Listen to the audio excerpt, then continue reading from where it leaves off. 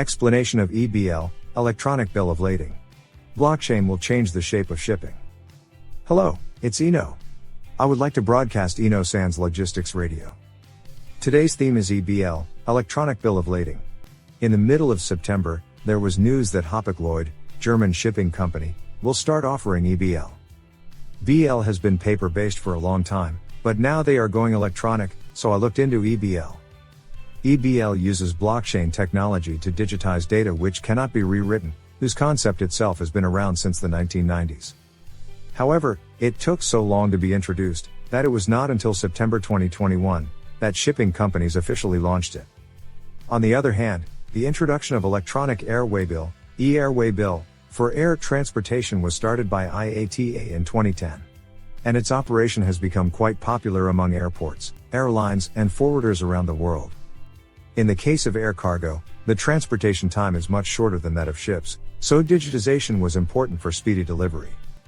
It could be one reason that air waybill in air freight is positioned waybill as the name suggests, not securities. That's why it became popular quick.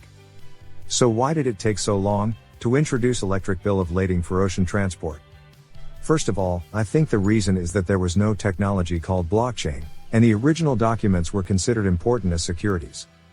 The speed of ships has increased, and in some cases, the cargo can arrive in 2 to 3 days after the ship leaves the port. However, we have been dealing with this by using surrender BL and sea waybill. Nevertheless, with paper-based BL, there has always been the risk of loss and delay in issuance. As mentioned above, BL is securities. For example, BL issued for a container containing $1 million worth of cargo is a document needed to pick up the container at a port in another country. In that sense, BL is worth $1 million. If BL is lost and falls into the hands of a third party, you can understand that it would be a big problem. Delay in issuing BL does not only be able to pick up cargo on schedule, but also affects the issuance of certificates of origin. Certificate of origin cannot be issued without BL. You will not be able to receive preferential tariff treatment without it, which affects the price competitiveness of your products. However, the global spread of coronavirus has put the spotlight on the digitization of BL. This is because it occurred that BL is issued in paper form, but due to the corona infection, even though ships had left port, BL has not been issued. BL is issued by a person, so if the person in charge of BL or the shipping company is infected by corona, paper-based documents cannot be issued. As you can see, the transition from paper BL to EBL has begun. However, for taking place in earnest, it needs improvement of laws and regulations and action from companies involved. In Japan, the Council for the Promotion of Regulatory Reform of the Cabinet Office issued a report on June 1, 2021, on the digitization of bills of lading. I believe that the development of laws and regulations will continue to progress in the future and sure other countries as well.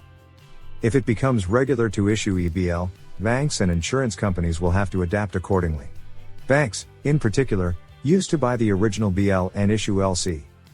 As EBL becomes more common in the future, how they will issue LC, perhaps new forms of LC can be created. I personally think that the shipping industry will undergo major changes in the 2020s. The current global theme of decarbonization, digitization mentioned this time, and automation of ports are also major themes. I will continue to update you with information on EBL and other topics. Thank you.